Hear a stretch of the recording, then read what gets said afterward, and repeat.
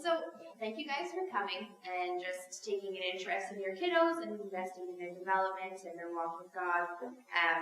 It's really awesome that you guys all made the time to come out tonight. It's pretty cool because we don't actually have to do things as grown-ups, so it's neat you chose to do this. So, if you're a parent, then you've probably heard it's just a phase at least once. And usually, the word phase in this sentence means a stage in your child's life that you're looking forward to getting over. So, in other words, it's just a phase, but don't worry, it'll be over soon. But what if we viewed each phase of our kiddos' lives in a different way? So what if we viewed each stage as an opportunity instead of an obstacle? If you're in this room right now, there's probably a few things that you guys all have in common. You have kids that you love very much. You want to be the best parent or leader that you can be, and you want to understand who your child is today in the phase they're in and help them become happy and successful adults. Every phase that our kiddos go through is unique, and every single phase matters, and they're all equally important. And like Hal said, a phase is defined as a time frame in a kid's life when you can leverage distinctive opportunities to influence their future. So to be specific, this time frame is roughly 676 weeks long. So in other words, it's just a phase. Don't miss it. We're going to spend our time tonight looking at the elementary school phase, or kindergarten grade 6. So in this phase, our role is to engage their interests. School is a crisis for your little lunch kids when they first start going. Your now elementary school kid is adjusting to big changes, whether it's bus lines, bus rides, lunch lines, early mornings. They're all new routines. But the stress of change can also be a platform for discovery and growth. So the way you answer their questions, listen to their stories, and show up consistently will help them improve their abilities. Elementary school is a season of discovering how the world works and how to have fun in it. Kids want to play, learn, and connect. And that's why we have to encourage their interests. It's important to remember that kiddos in this phase think like scientists. So they process information best when given concrete examples that they can see and that they can relate back to their own life. So don't just talk to them about the stars. Go out and show them to them. Don't tell them step by step how to make bread, because they're not going to listen. Show them actually how to do it. That's how kiddos in this stage learn best. In Canada, our elementary school ages are kindergarten to grade 6. In the US, it's kindergarten to grade 5. So we are going to be looking at kindergarten to grade 6, and we're going to kind of briefly break down each grade a little bit. So, does anybody in here have kiddos in kindergarten and first grade? Nice. There's a few of you. So this phase is the phase when unfiltered words make you laugh, school drop-off makes you cry, and life becomes a stage where your kiddo shouts, "Look at me." Kids in this phase are constantly asking, "Do I have your attention?" This probably is not news to you because you live with it. But it's critical to understand that it's all part of this phase. So the biggest change for them in this phase is school. This means less time for play, more early mornings, and a much higher demand for their focused attention. While kids this age thrive on routine and predictability, they also really crave time for that unstructured play. Where before they were likely an adorable toddler drawing the attention of probably all the adults in the room, or at least definitely a few, they're now in a classroom with a bunch of other kiddos. Some of them are as cute as they are, even though you're a little biased as parents, but that's okay. And they only have one adult. So now they're all competing for that one adult's attention instead of just having all of the attention on them all the time. But wherever they are, one thing is always true. The second that you guys show up, they'll start talking to you like you're the only person that is ever existed. They want your focus, your approval, and your undivided attention. So give it as freely and as often as you can. There's no possible way to spoil a kiddo with love and affection. So 2nd and 3rd grade, does anybody have any kiddos in that phase? Nice, all right. So this is the phase where fairness matters the most, differences get noticed, and your enthusiastic kid thinks anything looks like fun. Kids in this phase are constantly asking the same question. Do I have what it takes? So maybe for the first time in their lives, they're starting to notice that other kids are different than them, that they're different from other kiddos. And they're realizing stuff about themselves that might be difficult for them to process. And so until now, everyone was on equal footing for the most part. Like, what kindergartner is not the best colorer you've ever met, right? Like, it's just, they're all the best. But in this phase, they start to realize that everybody has talents, and that some kids are better at some stuff than they are, and that they're going to be better at some stuff than other kids. And that's a really hard adjustment for them to make at that age. And so as parents, you capture their hearts when you encourage their efforts.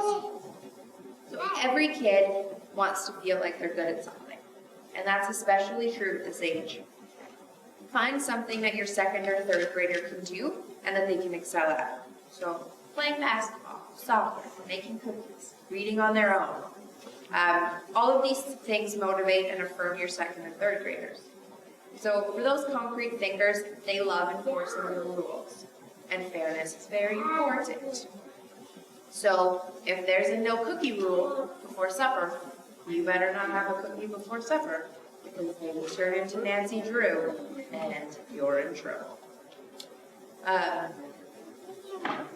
Does anybody have any questions or anything so far about the 1st and 3rd grade phases? No? All right, keep going. The 4th and 5th grade, does anybody have kiddos in that? All right, nice, a few of you guys. So the 4th and 5th grade phase is the phase when friends start becoming best friends. Games are for competition, and your confident kiddo will insist, I've got this, I can do it, I don't need your help. 4th and 5th graders are constantly asking the same question. Do I have friends? Absolutely nothing means more to a 4th or 5th grader than knowing that they have friends. Some kids will be their best friends, and some kids won't get invited to birthday parties anymore. Or to like your birthday party, not any. That's why the best way to capture their heart is to develop friendships. If your kiddo in this stage starts doing, wearing, saying something that confuses you, just look at their friends, and they're probably doing, wearing, or saying the exact same type of things. Chances in this phase, peer approval means more to them than your approval never will. But don't worry, your opinion will matter to them again in like 10 years. You'll get there. It's a process. There are only so many years left before your 4th and 5th graders can drive, which is scary. So you have more access now to their lives and relationships than you ever will again. So make an effort to get to know your friends, but keep your boundaries healthy. Everybody's morals in this phase are roughly aligned, and their life experience is still limited enough that everything makes sense. You go to school because that's what you do. You go to church because that's what you do. That's just their life, and things make sense. And maybe that's why this phase demonstrates a clarity of mind, unlike some of the other phases. So lean into that confidence and build it up. There's no such thing as an overconfident 11 to 12-year-old going into middle school. It doesn't exist. They're usually not as confident as we want them to. So the 6th grade, does anybody have any kiddos in the 6th grade? So that's the phase where there's never enough groceries, there's way too many hormones, and a dramatic kiddo that needs to prove who cares. I'm cool, you know? So no phase has less consistency than the 6th grade. Some kiddos will still sleep with their teddy bears. Other kids will sleep with their new iPhones. That's just the balance of the 6th grade. Most 6th graders are alternately one thing today, a different thing tomorrow, maybe different in an hour. It's just the way the wind blows, I guess. But that's what makes every day a new day to discover who your growing kid really is and who they're becoming. In these 52 weeks, a kiddo may grow 3 inches and gain 10 pounds. But the place you're most likely to notice growth is definitely in the grocery bill. Like, especially if you have boys. Good luck with them. There will be many firsts this year. Some will be more awkward than others. But don't worry, because there's still so much to look forward to in the 6th grade. Physically speaking, there's lots happening in the 6th grade phase, the most obvious being their huge appetites and puberty starts. But that's actually super phase appropriate. 6th graders need lots of food and around 9 to 11 hours of sleep a night, which seems crazy, but they're growing so fast and they're changing and they're learning so much that their bodies need that rest time. You might also notice that this is the phase where girls begin to outpace boys in development. And then guys experience the most changes in height, weight, and hormones. So guys will generally look a lot more different by the end of the year than girls will, but girls will be farther along in their cognitive mental development than boys. During this year, there will be lots of tears, both yours and theirs. Doors will be slammed, drama will happen, hormones will skyrocket, friends will break up, and you'll start hearing that this person is dating this person, and this person broke up with this person. Even at 11 and 12. Freaks me out, man, but that's where we're at.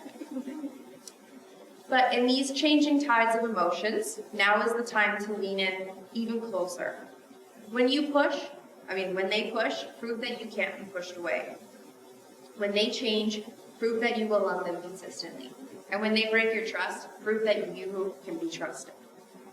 It may seem challenging, but keep up the chase so that in this phase, there's never any reason for them to ask the question, who cares?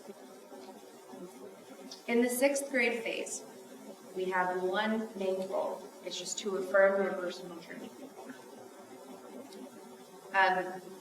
Does anybody have any questions or any experiences they would like to share on those 0 to 6th graders before we keep going? Anybody say that? I'm sure there's a million.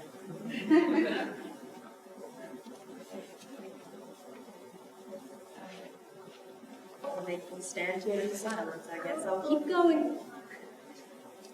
So, it should come as no surprise, but the elementary phase is motivated primarily by fun.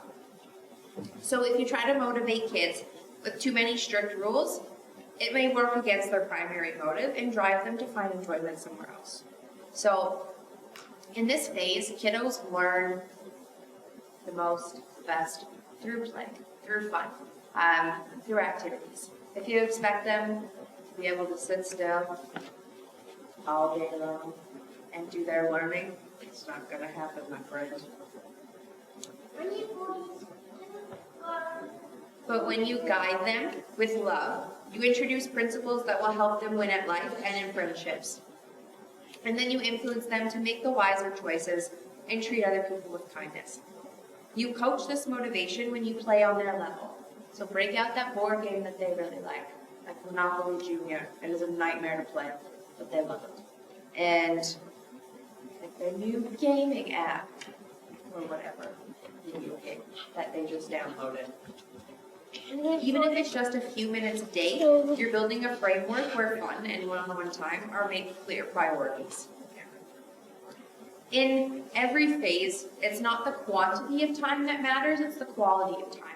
So even if you find yourself only being able to give your kiddo 5 to 10 minutes spurts of attention during the day, that's what matters the most to them. You don't have to spend 2 hours playing Lego with them when you have laundry to do, a baby who needs a nap, making supper. They remember that special quality time with you. It doesn't need to be 2 hours long. So if you have a spare 5 minutes, give them all of your attention for those 5 minutes and make that time really count. That's what your kids will remember. And that's what in the long term really matters to them. Now, regardless of how much a church or a professional learns about life stages, parents know things that nobody else knows about their kiddos. That's why parents have an advantage the church will never have related to the future of the child. A parent has a history. You know your kiddos. You know how they react to things. You know their demeanor. There's nothing we could ever tell you that would change what you know about kiddos. Because you just know.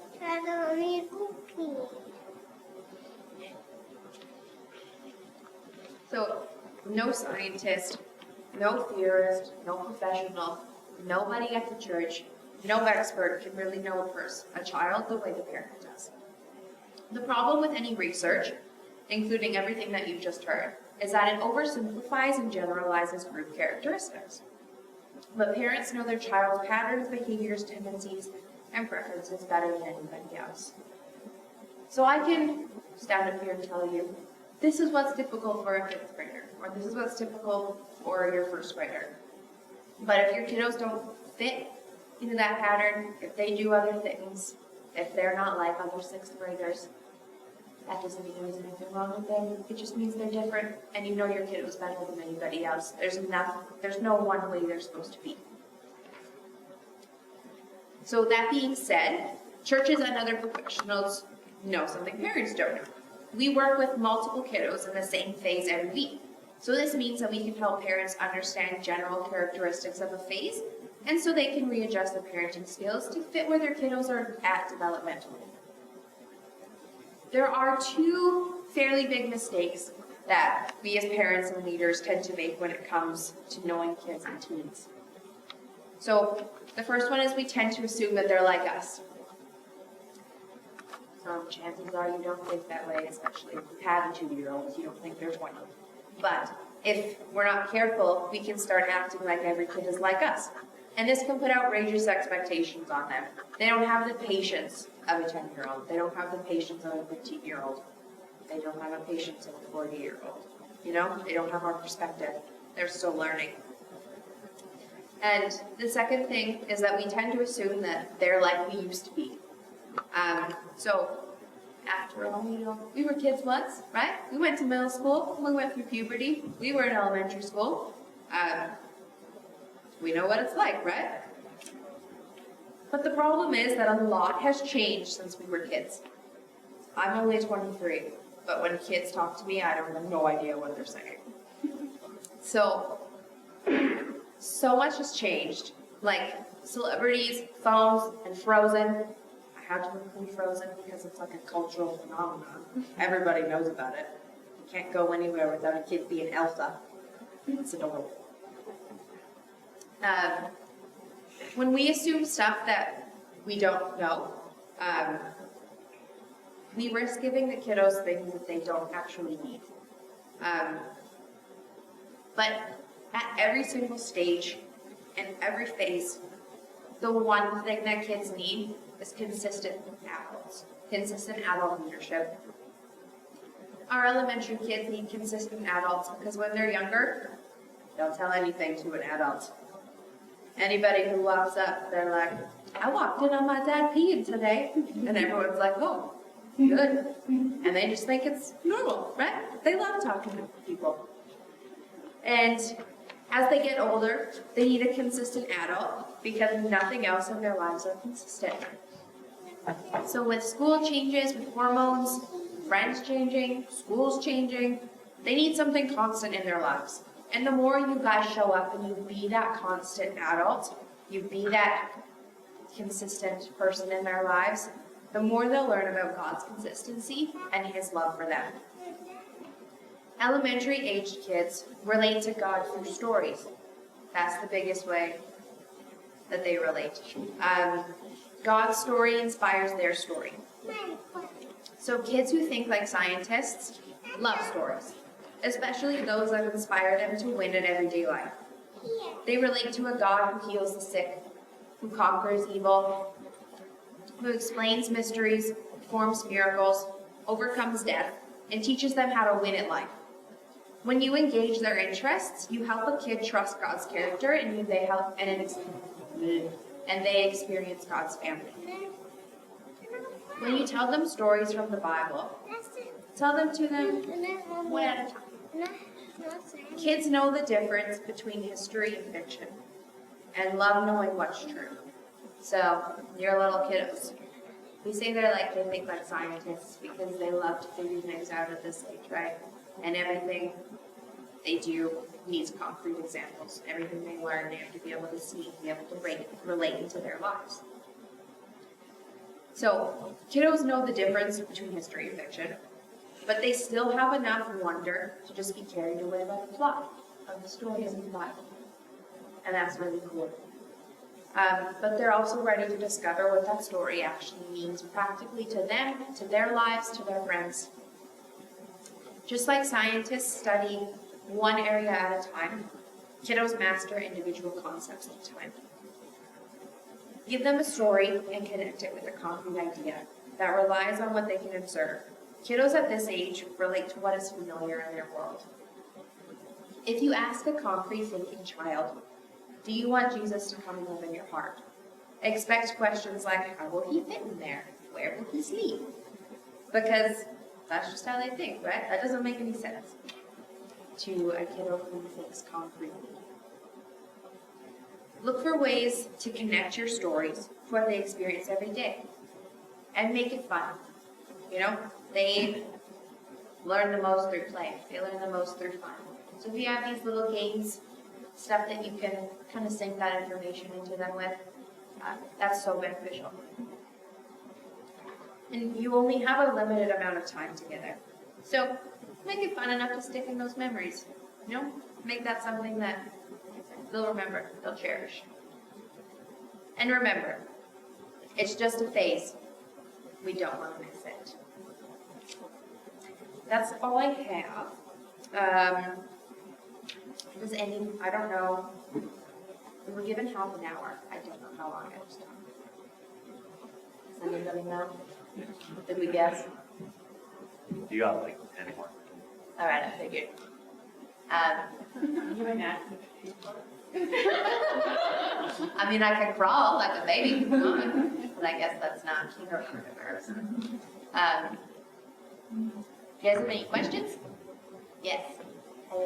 How do you help your little person when the little person comes home and says, Natalie doesn't believe in God. She doesn't believe that you're going to live forever in heaven. She doesn't think God's real. And there's nothing they can do to tell her otherwise. Yeah. How do you address that? And how do you address with your dad also says that? Oh yeah, and stand on the soapbox and professes it out loud aggressively. That there is no higher being, God. Jesus. That sounds like a really fun situation. Oh, it's super. That's why he is, not in our. Yes, no, too much sure. there, but she still sees her dad, and this young girl that she plays with is expressing that. Well, I mean, and my daughter wants to see her and have her go to heaven. yes, of course she does. The little babies are so precious. And when they know truth, right, they want to share it with everybody. They don't have that that anxiety, that weirdness that we have as adults, where we're like, I don't know if I should share Jesus with this person because they might think I'm weird. We don't really know each other yet. I think I'm just going to wait a bit. Like, it's not a thing with kids. They go straight up to people and they're like, guess who Jesus is? I love you. And it's so pure and it's so beautiful. And that is definitely really difficult when they run into other kiddos who, like my mommy says that Jesus isn't real. We don't go to church. And there's nothing really that you can say to your kiddo, to say to that other kid to make them believe. You kind of just have to encourage our kids in the fact that, Jesus is real, this is the truth, and that other people are going to have different opinions, and that's okay. But the best way, because she wants to save her friend, right? The best way for her to do that is to just love her friend, and show her Jesus through her. And I think as a parent, that's a decent way to explain it to munchkins, so that they understand. But does any other parent have any experience with that, or anything they want to share? I would say for me, just because I've been in that situation with my kids at school, is I tell them, we talk, like I said, talk about it, go through the part of it, but we talk about praying about it. So let's pray for that person and show through your kindness the way you are that God's there. But pray for them. So every night, and the kids make them better sit down and pray for them. We're going to pray for John today, and we're going to, pray that they see that their life will change or as they grow. And I know it makes an impact on my kids when they're kids, because there is kids that are saying, well, it doesn't happen, this is that I don't want to work because everybody else doesn't, I do, right? Yeah. And so we need to sit down and discuss that feelings of that, and then pray for those kids. That's awesome. But that brings a lot of comfort. Yeah, it does. Yeah. Does anybody else? To share? I think too, it also lends itself to the importance as parents, why we need to be pursuing Jesus in our own personal lives. Because I think too, in order to model that to our kiddos, because then the question might arise, like, why do we believe in Jesus? And at that point, like, it's not that you need to have a super sophisticated answer, but you need to be able to articulate to them in terms of, your own personal story in ways that they can understand and connect why you as an adult believe in Jesus. And that every person makes their own choice, but that they need to be able to see it being lived out and pursued, I think, in our lives as parents beyond just Sunday morning. Should be more committed to like that contributing, like efficacy for real. Yeah. Or why you believe God's there. Well, these are the things He's done for us for some song and we're aware of how we like a practical, not just an idea, but evidence for the real thing. What take? And, we all know kids love to copy, right? If you do something and your kiddo watches you, they're going to do it because that's what my dad does, or that's what my mom does. And I want to be just like my mom or my dad. And that is so precious. I love that so much. But that's such a good way for us to live out our faith, to share it with them.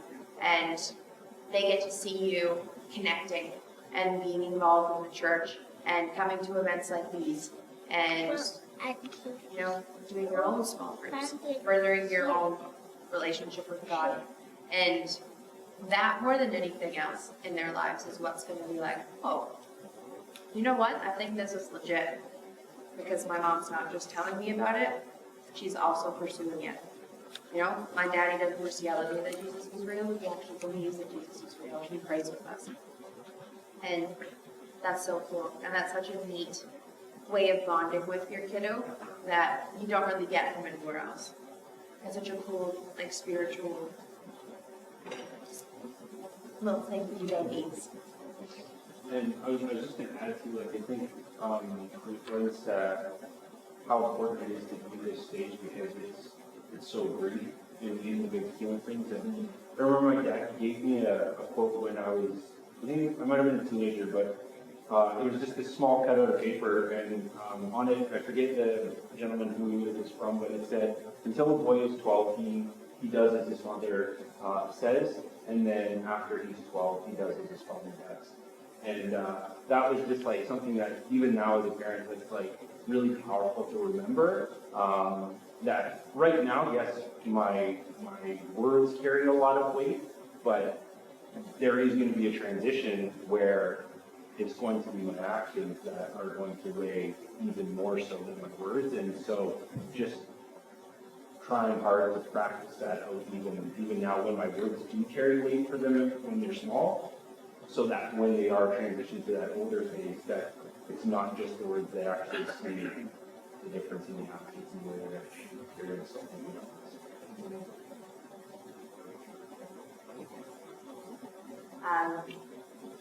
We've got like 2 minutes. So, I just want to say thank you again for coming. It's really neat to see parents taking such an active role in their kiddos' lives and in their kiddos' faith. It's so wonderful. And I think that's something that our kiddos, it's really important for me to see. Yeah. So thank you guys for coming.